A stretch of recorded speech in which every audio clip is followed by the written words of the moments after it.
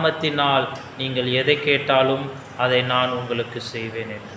ஒருவேளை இயேசுவின் அவருடைய நாமத்தினால் கேட்டால் நமக்கு கிடைக்குமோ கிடைக்காதோ என்ற ஒரு சந்தேகத்தோடு இருக்கலாம். நாம் அவரிடம் போய் இதை கேட்டால் அவர் எனக்கு தருவாரா, அல்லது இந்த காரியத்தை கேட்டால் எனக்கு தருவாரா, நாம் அவர் பிள்ளை இல்லை யோசித்து கொண்டு இருக்கலாம்.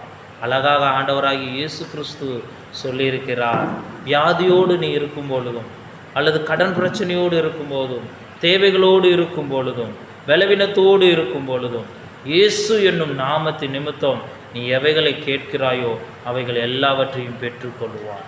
அதை விசுவாசிக்கணும். அவர் செய்வார் என்று விசுவாசிக்கணும். பெற்றுக்கொள்வேன் என்று விசுவாசிக்கணும். கடுகளவு விசுவாசத்தோடு அவருடைய நாமத்தினால கேளுங்களே, நிச்சயம் உங்கள் வாழ்க்கையில் செய்வார். அற்புதம் செய்வார், அதிசயத்தை செய்வார். அப்படிப்பட்ட நாமத்தை தான் நீங்களும் நானும் வைத்திருக்கிறோம்.